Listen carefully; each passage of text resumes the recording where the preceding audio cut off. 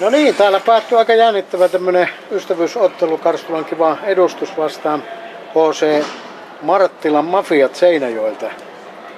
Ja kuinka ollakaan tässä mafioiden joukossa oli pelaaja numero 30 Ville Hänninen, joka pitäisi itse asiassa olla kiva joukkueessa. Miten sä täällä pelaat? Joo, tässä oli semmonen mukava juttu, että oli tuohon Kyyjärvelle kotia menossa käymään ja sitten kuulin, että on tämmönen peli nyt sunnuntaina ja sitten soittelin tuossa kavereille ensin Kivan joukkueeseen, että mahtuisiko pelaamaan, mutta siellä oli ollut kokoonpano jo täynnä, että ei tällä kertaa pelille sinne puolelle päässyt. Ja sitten tuossa Mafian porukasta, se on Seinäjoelta, niin sieltä tunsi yhden kaverin joukkuelainen ja sitten kysyin siltä, että olisiko niillä mies tarvetta ja sinne sitten pääsin pelaamaan, niin oli ihan mukava käydä pelaamassa. Ja uusi halli, paljon juttua kuuluu ja hienolta kyllä näyttää, että oli mukava käydä tämäkin korkkaamassa. Oli kyllä mukava nähdä sun pelaavankin, kyllä aika luikkaasti menit. Missä sä pelasit viime kaudella? Joo, tuossa SG Seinäjoella Suomi-sarjaa pelasit sen takia just tässä. Niin. Tästä sitten tiesin pari kaveria, niin pääsin tähän sitten pelaamaan. Kyllä se otteesta näki, että kyllä sä oot pelannut aika kovalla tasolla nyt sitten. Mites ensi kausi?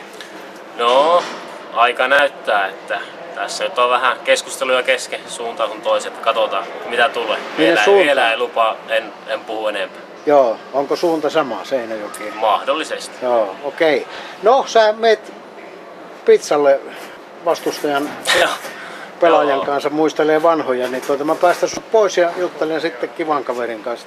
Ei muuta kuin kiitoksia. Veikka välillä, numerot sekään. No niin, täällä on voittoisen joukkueen pelaaja numero 17, Markus Honkonen. 10-4. Ei muuten näyttänyt alussa siltä, että oli sitten kovin pärjäämässä. Oli aika kova porukka.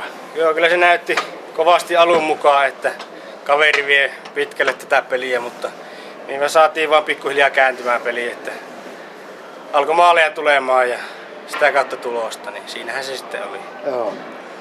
Olisiko toi fiilinki nyt semmonen, että nyt voisi oikeastaan alkaa uusi kausi? Kyllä kun tästä taukoa on ollut jonkun verran kiekosta, niin uusi into päällä, niin harmi kun jäät sulaa, niin ei pääse enää pelailemaan. Niin, no sitten elokuussa taas. Kyllä, parhaan mukaan. Ootko sä mahdollisesti joukkueessa ensi vuonna? Kyllä mä Kivassa pelaan luultavasti. Opiskelut tässä tulee eteen, mutta saa nähdä, että mikä on opiskelupaikkakunta sitten. Joo. Katsottiin tuossa noita, että teillä on semmoinen jännä homma, kun te saatte riittävän etumatkan noissa maaleissa, sitten kaikki rupeaa yrittää hirveästi itekseen. Ja sitten taas kun ruvettiin syöttää, niin alkoi tulla maaleja. Joo, kyllä sieltä on tullut kaveri 40 maalin takaa rinnalle ja vähän ohiteekin. Että joo. Kyllä täytyy ensi kautta katsellen niin vähän tiukemmin alkaa ottaa nuo johtoasemat, että ei pääse repsahuksia tulemaan. Joo. Kiitoksia Markus, kiitoksia sulle ja hyvää kesää sunnuntaissa. Ja 10-4 kiva vei ton peli, mutta siellä näytti taas, oliko se 5-3? Joo, että se toinen erähän mentiin 1-1, että kaveri heti sen erään alkuun teki sen maalin ja vähän se liike meille ei ollut hereillä siihen toisen erään alkuun ja ei se liikekään oikein ollut hyvä sitten.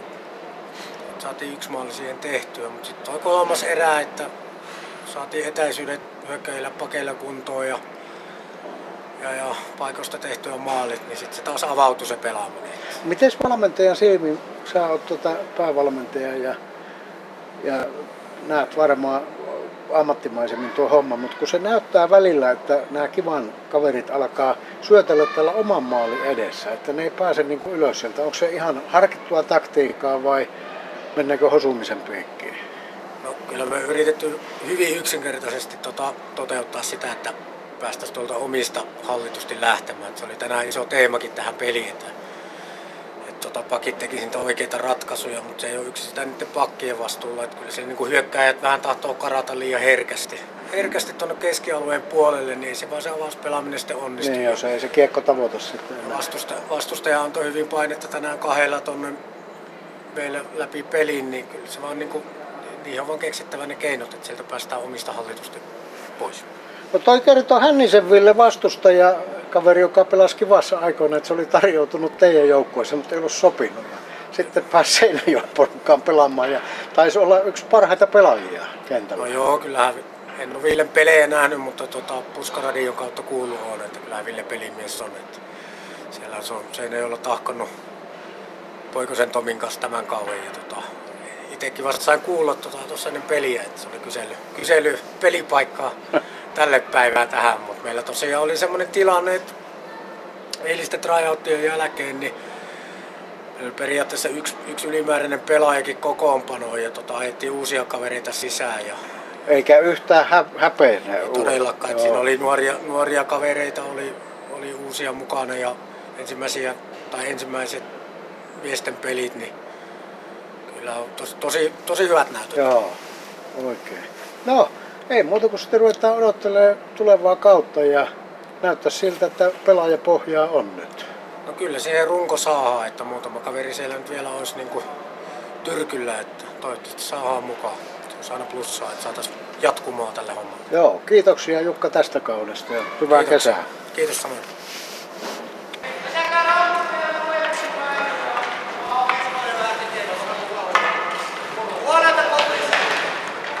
No niin, joukkueenjohtaja Erkki Peltoaho. No niin, Ihan lyhyesti, minkälainen tämä kausi oli? kausia oli niin kuin voisi sanoa, että erittäinkin hyvä. Että alkusarja meni silleen, että ei 10 pelistä yhtään tappiota, niin voi olla tosi tyytyväinen poikien suorituksiin. Joo. No, miltä se näyttää tuo ensi talvi?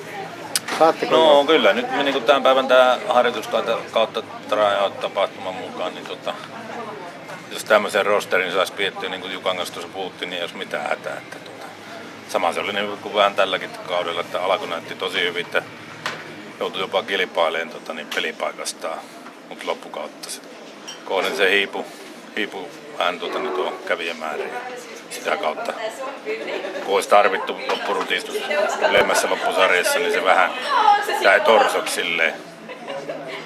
Mutta nyt joka tapauksessa on ainakin se etu, että teillä on halli valmiina. On, joo, että nyt ei tarvitse sitä jännittää enää, että missä pelataan, että nyt on puitteet on kunnossa kyllä, että se ei siitä jää kiinni. Ei muuta kuin tsemppiä. Jes, sitä tarvitaan. Kiitos. Kiitos.